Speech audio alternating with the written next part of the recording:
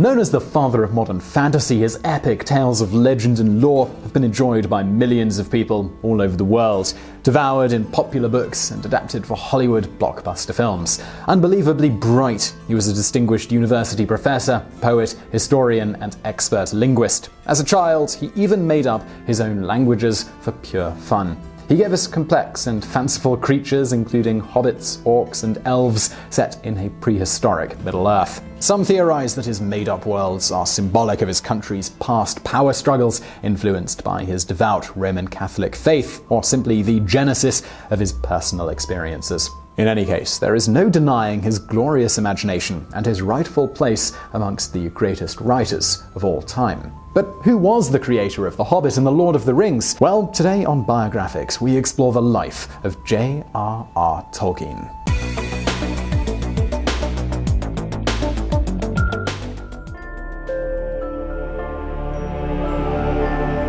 Before bank clerk Arthur Tolkien and Mabel Suffield welcomed their son into the world, the English couple moved to South Africa. Here, Arthur had high hopes of advancing his career and providing a comfortable life for their budding family. John Ronald Reuel, known as Ronald to most, was born in Bloemfontein, South Africa on January 3, 1892. Not long after, another son, Hilary, was born, completing the Tolkien family.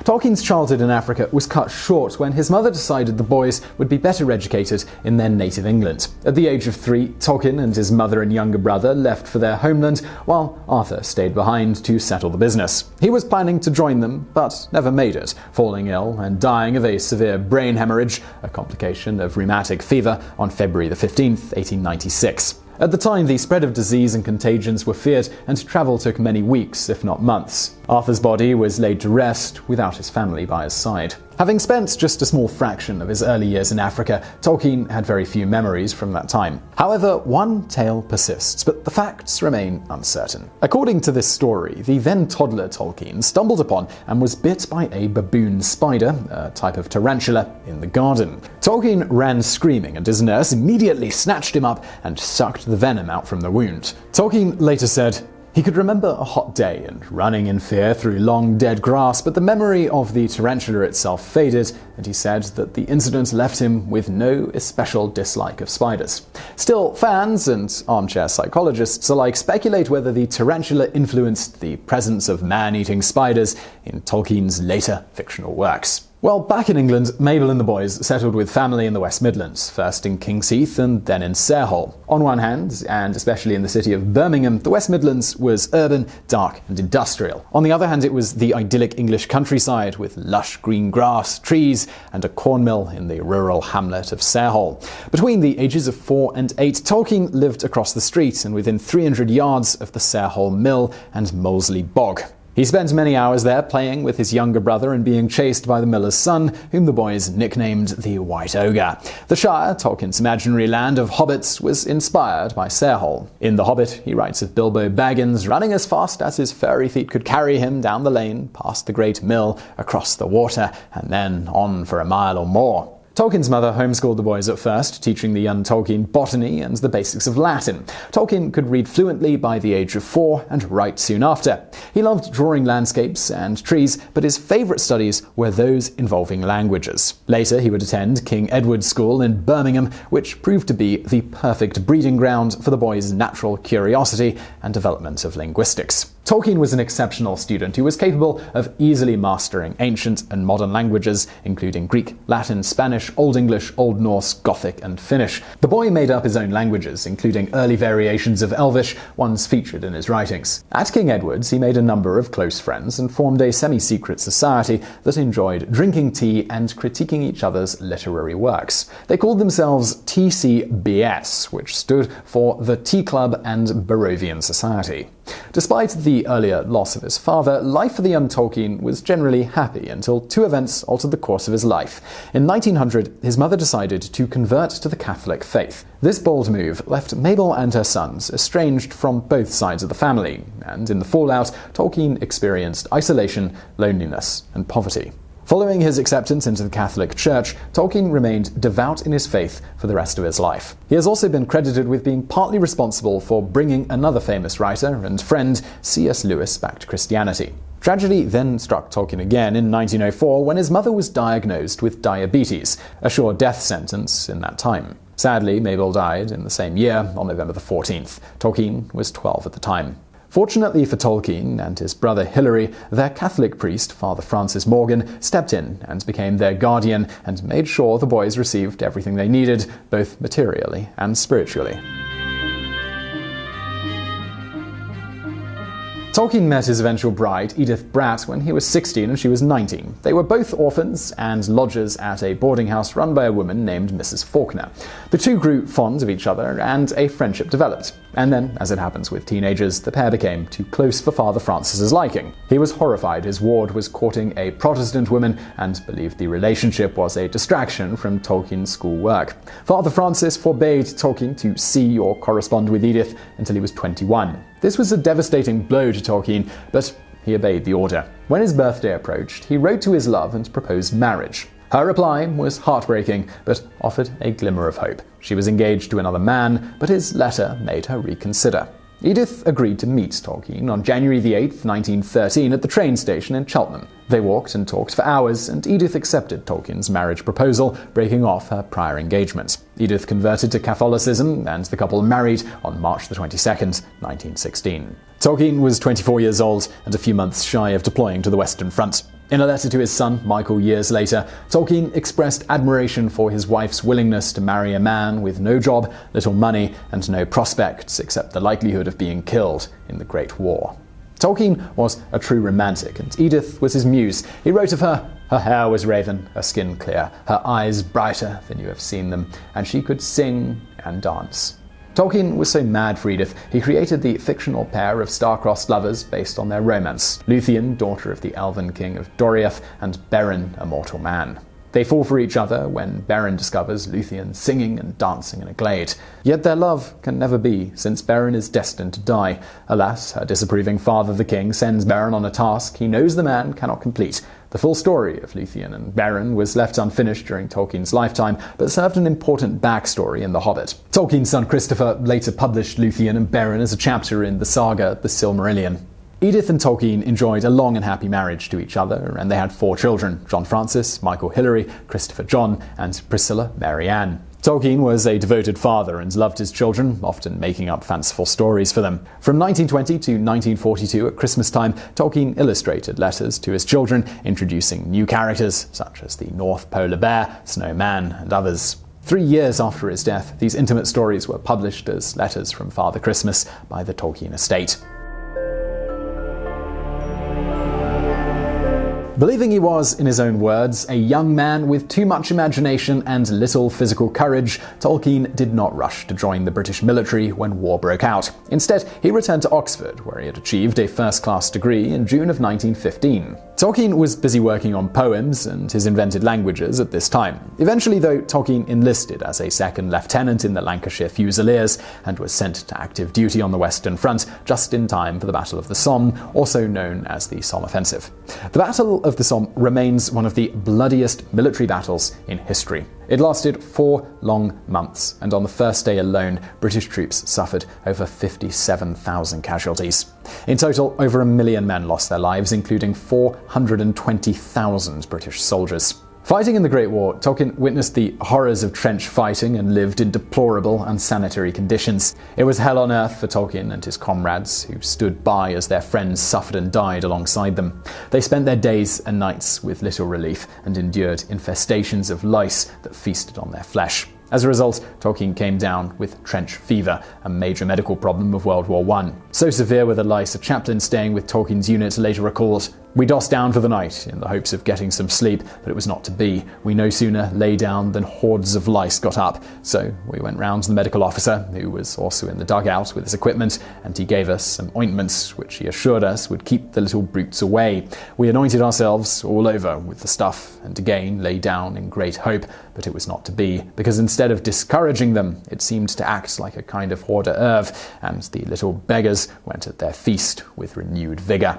Sick and unable to fight, Tolkien left the battlefront to recover in a Birmingham hospital in November of 1916. Through 1917 and 1918, Tolkien had bouts of the illness, and he spent time in remission doing service at home and at various camps. Tolkien most likely escaped death on the battlefront precisely because he became ill. Sadly, all but one of his close friends, including those from the TCBS, perished in the war. As a writer, this tragedy of loss and first-hand experience in battle provided Tolkien with a keen sense of awareness. From the unpublished The Book of Lost Tales, Tolkien writes, "In huts full of blasphemy and smut, or by candlelight in bell tents, even some down in dugouts under shell fire." In The Hobbit, the Battle of the Five Armies is thought to draw upon Tolkien's wartime experiences, as well as the Dead Marshes and Black Gate of Mordor in The Lord of the Rings. On November 11th, 1918, the armistice was signed, which marked the end of World War I. Tolkien was appointed assistant lexicographer on the New English Dictionary, also known as the Oxford English Dictionary, in 1918, but stayed on the job for only a short while. In the summer of 1920, he accepted a post as a reader with the University of Leeds. At Leeds, he taught and collaborated with other authors, continued writing the Book of Lost Tales, constructed languages, and founded reading and social clubs like the Viking Club. This was an undergraduate club for students who had an affinity for Old Norse sagas and drinking beer. In 1925, Tolkien finally received his professorship at Oxford, the Rawlinson and Bosworth Professorship of Anglo-Saxon. Tolkien was right at home in academia and fit in remarkably well with the predominantly male culture. He reveled in the lectures, research, and exchange of ideas with students and fellow professors. Tolkien did not publish many scholarly articles, yet he was extremely influential. One lecture worth mentioning altered the modern study of the Old English epic tale Beowulf, and was first delivered in 1936. In Beowulf, The Monsters and the Critics, Tolkien argued the monsters, Grendel, Grendel's mother, and the dragon, are not merely extraneous to the narrative, but should be a focus of study. Tolkien believed critics put too much emphasis on the historical elements of the tale instead of looking at it as a work of art. At Oxford, Tolkien befriended colleague C.S. Lewis, best known for his fantasy series The Chronicles of Narnia. The two men bonded over their shared love of mythology and began meeting regularly for a glass, a joke, and to criticize each other's poetry. The meetings were so enjoyable and useful, they invited others to join. The informal group, known as the Inklings, eventually grew to 19 members, and they met once a week, late at night, sometimes not wrapping up until 2 or 3 o'clock in the morning. As was the practice, Tolkien shared manuscripts of works in progress with the Inklings and received energetic feedback from the group. Among other writings, Tolkien brought original poetry, sections from The Hobbit, excerpts from the Notion Club papers, and each new chapter of The Lord of the Rings. There is little evidence to support the suggestion by some that the men had a more spiritual purpose to their meetings. The Inklings continued to meet regularly for 19 years. Together with Tolkien and Lewis, some of the more distinguished members of the Inklings included Neville Cockle, Hugo Dyson, Owen Barfield, and Charles Williams. In 1945, Tolkien changed his chair at Oxford to the Merton Professorship of English Language and Literature. He held this position until his retirement in 1959. One hot summer day in 1928, Professor Tolkien was grading exam papers which he described as soul-destroying. He came upon a blank page and without thought wrote down, "In a hole in the ground there lived a hobbit." But what was a hobbit, and why did it live in the ground? Well, Tolkien, he needed to find the answers to these questions. He said later, "Names always generate a story in my mind. I thought I'd better find out what hobbits were like." Then, in true Tolkien fashion, he dove headlong into the creative process and concocted a tale to tell his younger children and share amongst the Inklings. In 1936, an incomplete copy of The Hobbit wound up in Susan Dagnall's hands, an employee of the publishing firm George Allen and Unwin. Recognizing the story's potential, Dagnall convinced Tolkien to finish it, and when complete, she presented it to her boss. He then tested it out on his 10-year-old son, who gave it a raving review. The Hobbit was published 1 year later, in 1937, and was an immediate hit. In fact, it was so successful that the publisher asked Tolkien if he had any similar stories. Today, since the first publication, The Hobbit has sold more than 100 million copies around the world and has been translated in over 50 languages. So you might be wondering, well, what makes The Hobbit so enduring? For one thing, it lacks female characters, and it is not, nor has it ever been, politically correct. It is also a very long tale with poetry, and unlike other children's fiction, does not have a central child figure for whom young readers can easily identify with. Although the protagonist Bilbo Baggins is only a little hobbit, so he does kind of act like a surrogate child. Tolkien's colourful descriptions of Middle-earth and its complex characters, goblins, elves, orcs, wizards, dragons, and hobbits of course, are richly portrayed. And for all the fantasy writers who came after Tolkien, hardly any can say their worlds were not, at least in part, influenced by The Hobbit. But what set the story apart is the depth of emotion and moral courage Tolkien weaves into his heroic fiction. There are examples of this throughout The Hobbit, including the death of dwarf leader Thorin Oakenshield.